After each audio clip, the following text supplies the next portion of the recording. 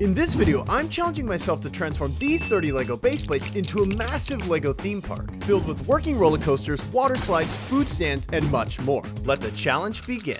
To get some inspiration for my currently empty park, I traveled to Six Flags Magic Mountain. I rode on a bunch of different roller coasters, played carnival games, and filled up on food. Now it's time to take what I learned from the park to build my own, starting with the most important part, the entrance. I'm gonna start by making a base for the entrance with these tiles, and then build up the ticket stalls. Let's take these minifigures and put them inside the stalls. Now they can sell tickets to the park. Theme parks have these turnstiles when you enter, so let's make that out of LEGO. Now we can place them down and figures can get through.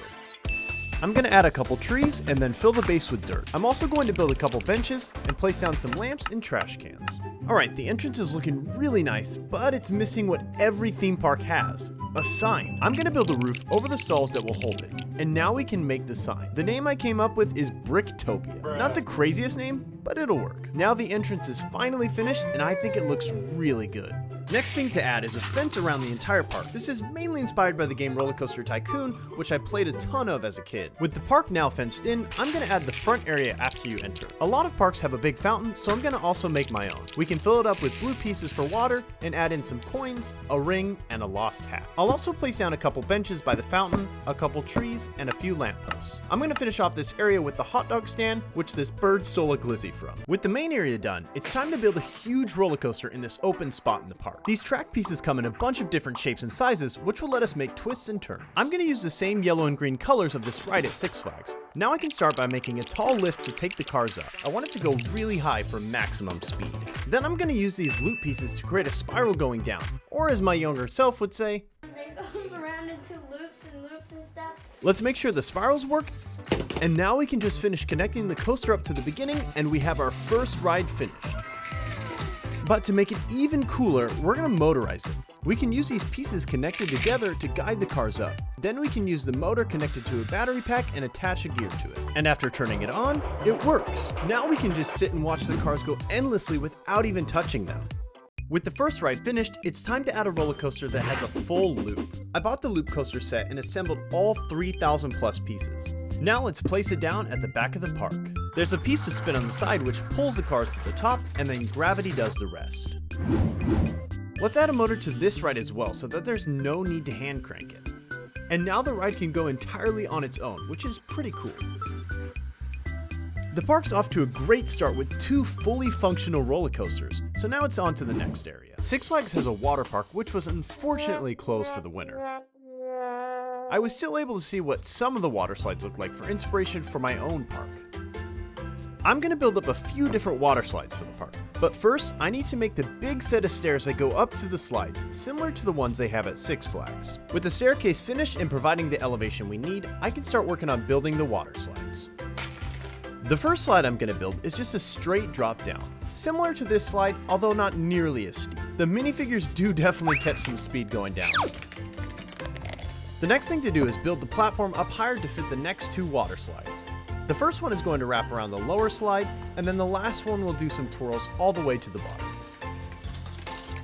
We obviously can't have the water slides ending in grass, so I'm going to build a big pool for people to slide into and a surrounding beach area for figures to lounge on. I'll add these different blue studs to create a water effect, and now riders can safely land in the pool below. Except for this slide.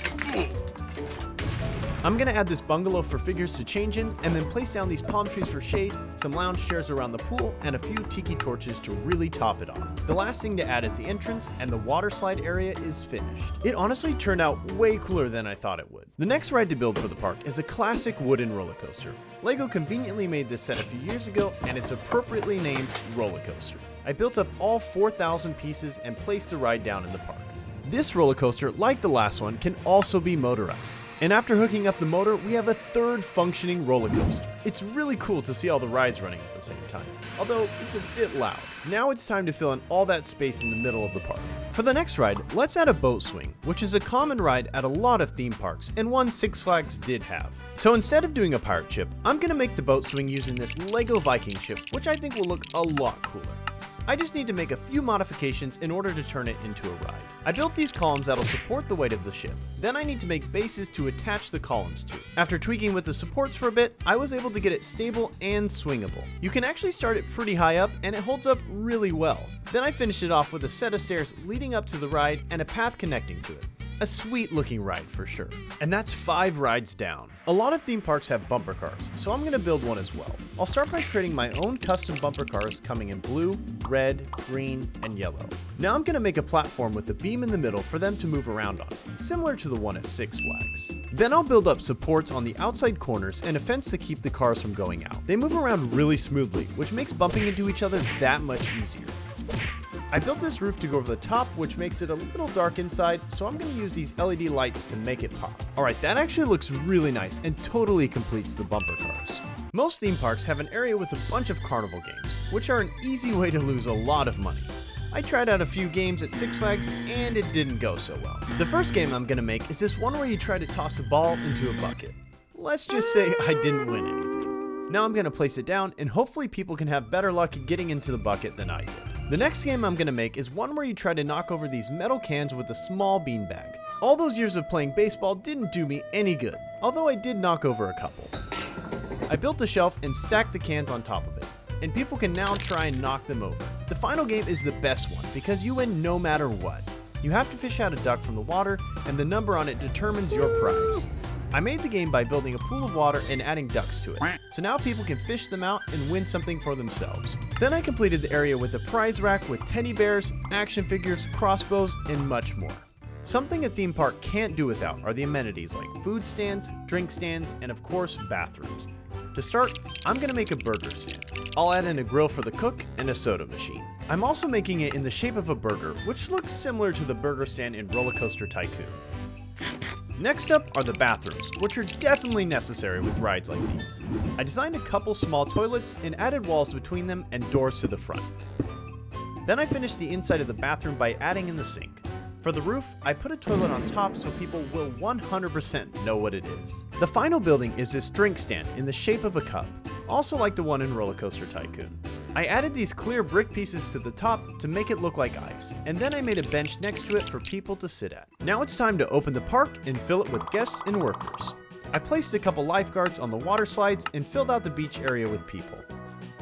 Then I added people into the lines for rides and put down the mascots for the park, which happened to also be the ones from Roller Coaster Tycoon. We also can't forget to have janitors in the park that help keep it clean, and of course, repair technicians for the rides, in case this happens. And the last final touch for the park is to install lights on the boat swing and the exterior. And the moment of truth?